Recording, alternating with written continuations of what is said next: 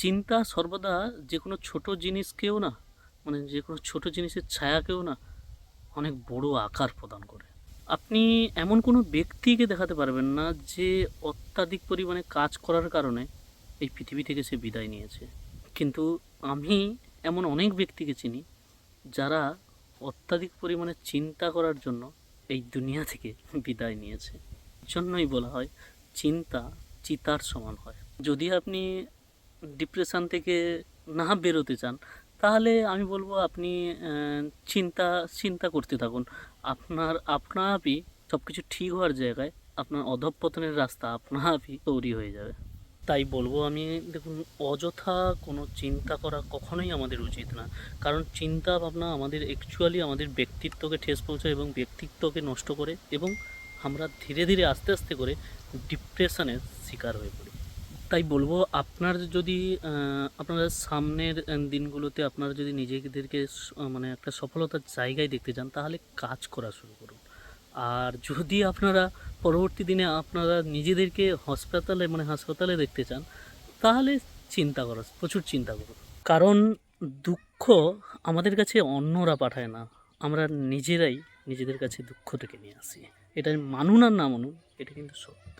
ঠান্ডা মাথায় একবার ভাবুন, আপনি আপনাদের জীবনে যে ক্ষতি হয়ে গেছে, আপনাদের জীবনে যে প্রবলেম হয়ে গেছে, তার জন্য চিন্তা করা, তার জন্য শোক প্রকাশ করা, এটা নিজের জীবনকে মানে ক্ষতি করা ছাড়া, ক্ষতিগ্রস্ত করা ছাড়া, নিজের জীবনে ক্ষতি ক্ষতি আনা ছাড়া আর কিছু আছে কি?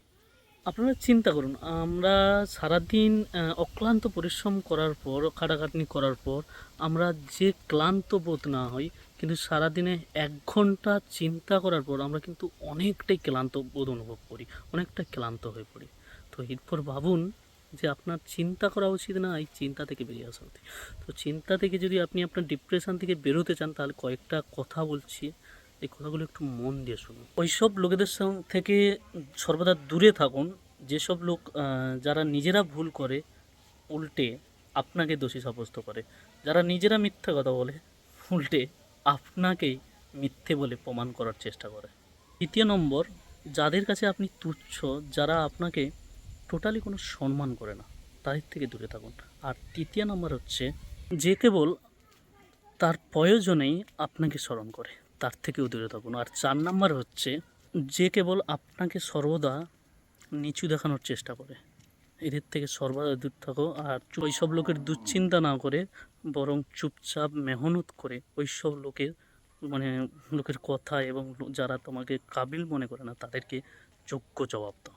একটা কথা মাথায় ঢুকিয়ে নাও, যে যে তোমাকে পছন্দ করবে না বা যে তোমাকে পছন্দ করতে চায় না, সে তোমাকে সারা জীবন তোমাকে পছন্দ করবে না। সে তুমি তার কাছে যতই তুমি কাঁদো, যতই তুমি তার জন্য চিন্তা করো, যতই তুমি তার কথা ভেবে ভেবে ডিপ্রেশনে পড়ে যাও না কেন, যতই তুমি যা কিছুই করো না কেন, যতই স্যাড গান শোনো না কেন, সে তোমাকে জিন্দেগিতেও পছন্দ করবে না। তাই তুমি নিজেকে যেটা মনে করবে সেটাই হচ্ছে তুমি। তুমি অন্যদের কাছে অপ্রয়োজন হতে পারো, অন্যদের কাছে তুমি তুচ্ছ হতে পারো, ইউজলেস হতে পারো, কিন্তু তুমি তোমার নিজেরকে প্রশ্ন করো, তুমি কি তোমার নিজের কাছে তোমার কি নিজেকে ইউজলেস মনে হয়? ইউজলেস কিন্তু তুমি নয়। তাহলে অন্যদের কথা না ভেবে, অন্যদের কথায় ডিপ্রেশন বা অন্যরা কী বলছে তার জন্য দুঃখ পেয়ে চিন্তা করে কিচ্ছু লাভ নেই। বরং চিন্তা করা বন্ধ করুন, আর উঠুন, কাজ করা শুরু করুন এবং প্রমাণ করুন তুমি ক্যা চিজ হো। তো ভালো থাকুন, সুস্থ থাকুন, আর সময়ের সাথে সাথে আমি আশা করব তুমিও যেন তোমার নিজের জীবনটাকে বদলাতে পারো।